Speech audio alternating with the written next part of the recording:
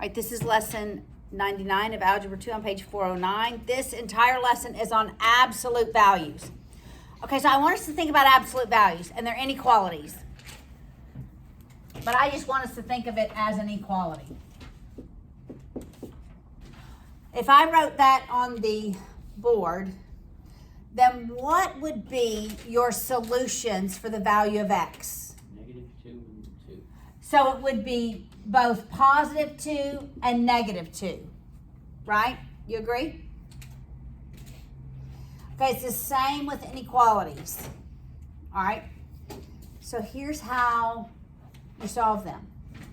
You isolate whatever is inside the absolute value. Move everything else to the other side. Then we're going to write two equations. We're going to drop the absolute value sign and write the equation as it is.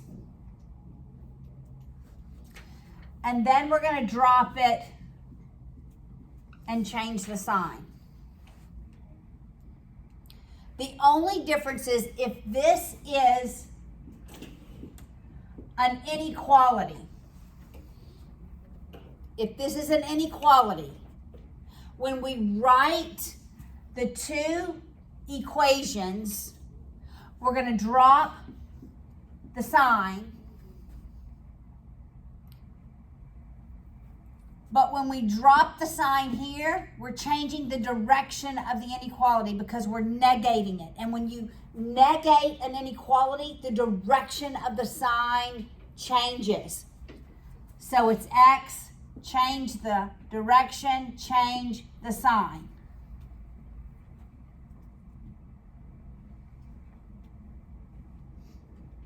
Got it? Two equations.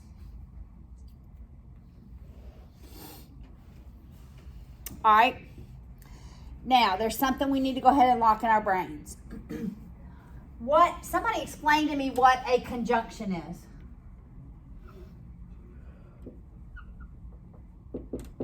With an inequality.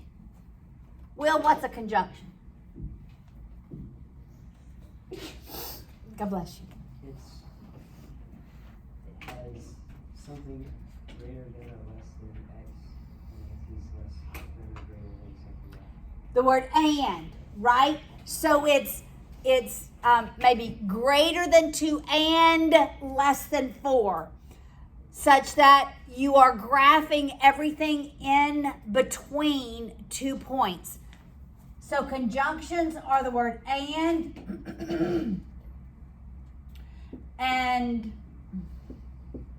it looks like this, and it's graphed in between two values. Conjunctions are always, once you have the absolute values on one side, they're always less than. So when you have isolated your absolute value,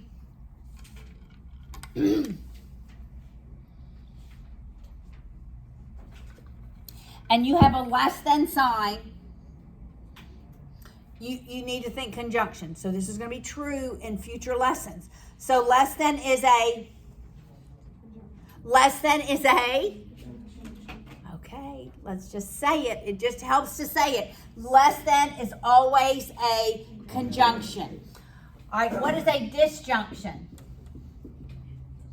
It's the opposite. Or, that's correct. So it would be x greater than 2 or x less than negative 2.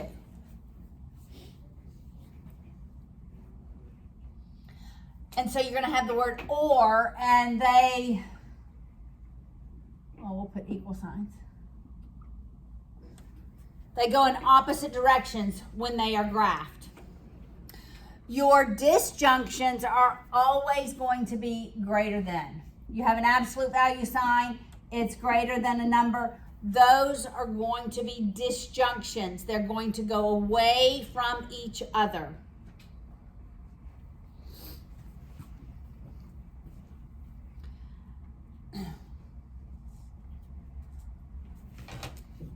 we have a couple of future lessons on this as well. Where we have quadratics, the same rule applies. Where we have rational equations, the same rule is going to apply. So this applies for absolutes, for quadratics, for rational equations. Less than is always a conjunction. Greater than is always a disjunction, and the values go away from one another. All right, so we can see this in the examples. All right, look at example 1 on the top of page 410. All right, again, ladies and gentlemen, it doesn't matter to me what the domain is. I want you to do them as all reals. But do you know what an integer is? What is an integer? Whole number. Whole numbers, both positive and negatives, right?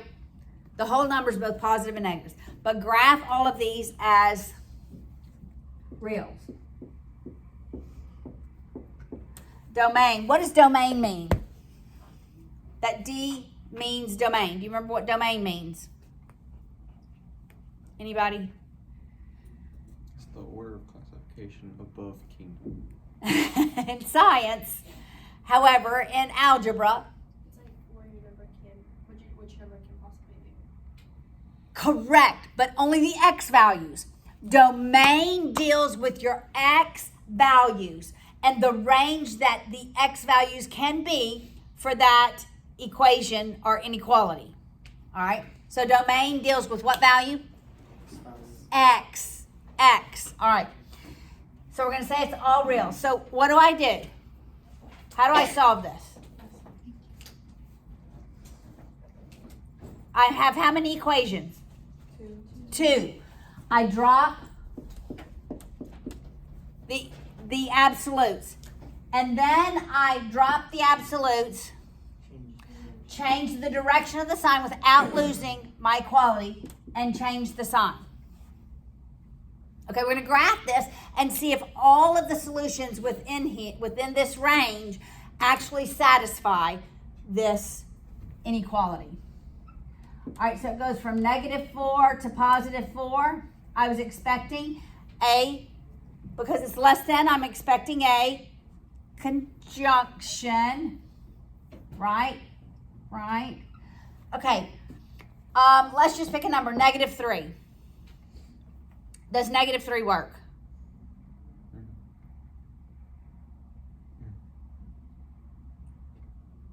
What's the absolute value of -3?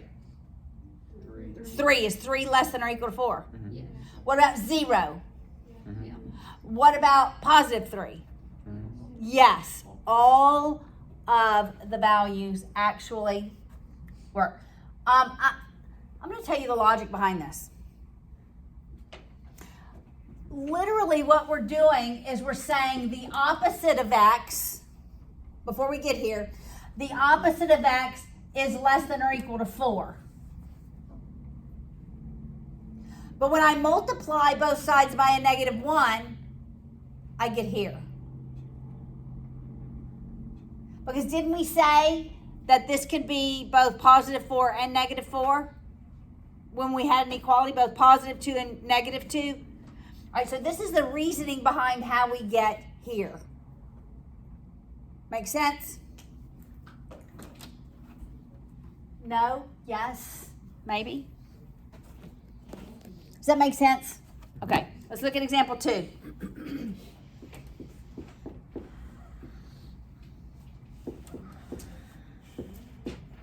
All right, what is the first thing I must do? Isolate that absolute value. I don't want anything multiplied by it on the outside. I want it positive. I want everything else on the other side. So I'm going to subtract 3. Subtracting 3 does not change the direction of the sign of the inequality. So I'm subtracting 3. And then I don't want this negative on the outside. So I'm going to multiply both sides by a negative. What happens when I multiply by a negative? The sign, the direction of the sign changes. I have a less than, so what are we expecting? conjunction. So I drop the inequality. I drop it, change the sign, change the sign. And this goes between -3 all the way to +3 because we are always graphing reals.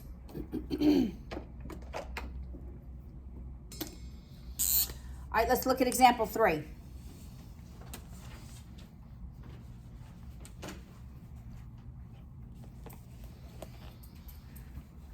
Example 3 is the opposite of the absolute value of x plus 2 less than -2. What's the first thing I do?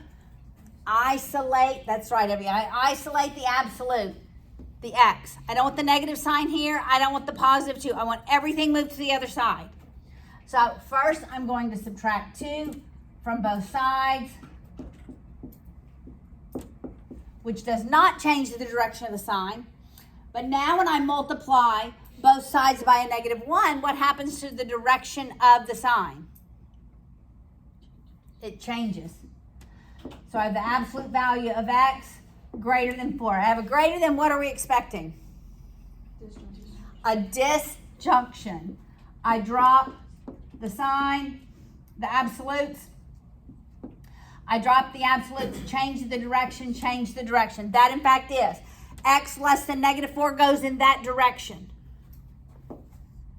So -4 goes in this direction.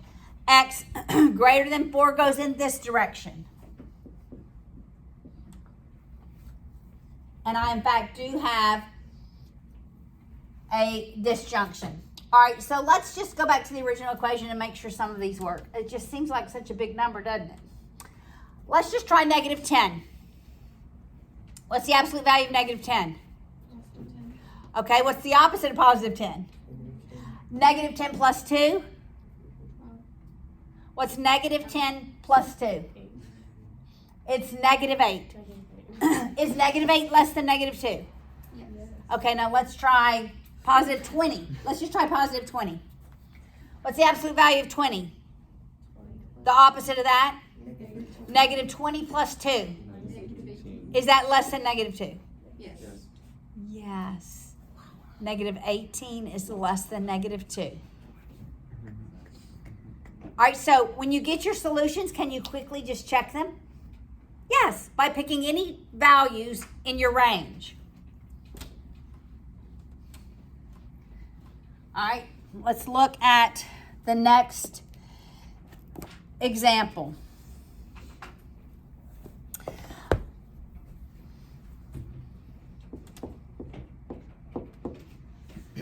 Okay.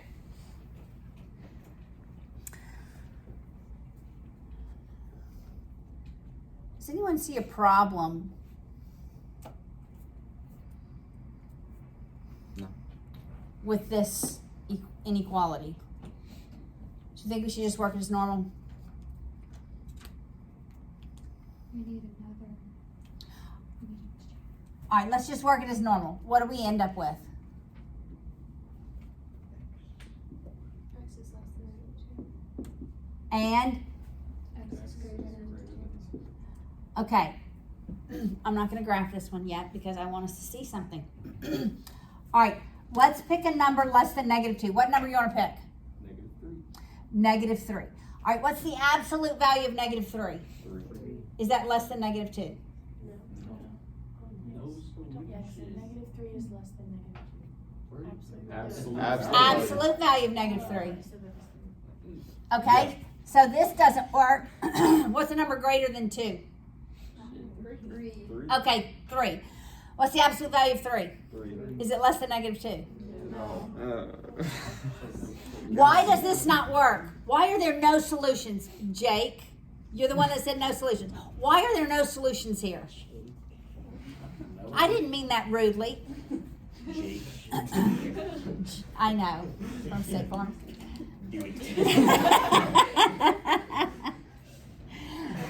Therese. Absolute value can't be equal to or less than a negative. Anytime I have an absolute value, it will never ever output a value that is less than a negative number. So you should not even have to work any absolute values when you have isolated the absolute value and it's less than a negative number, because it will never give me a value less than a negative number. Okay, let's look at another one. What if I had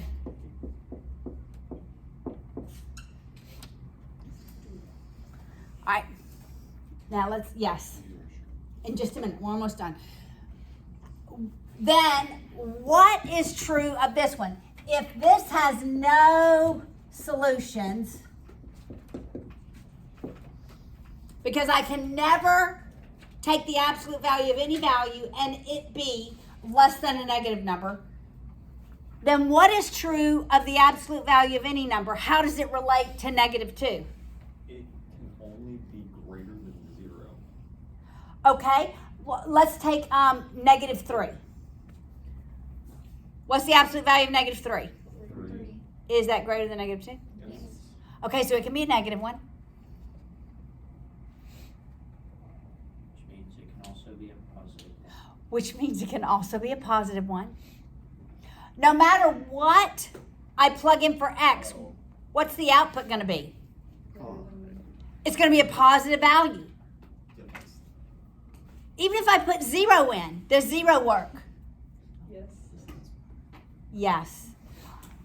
So it doesn't matter what I plug in for x. This inequality works. So the solution is all reals. Every real number I plug in. So absolute value less than a negative, there are no solutions.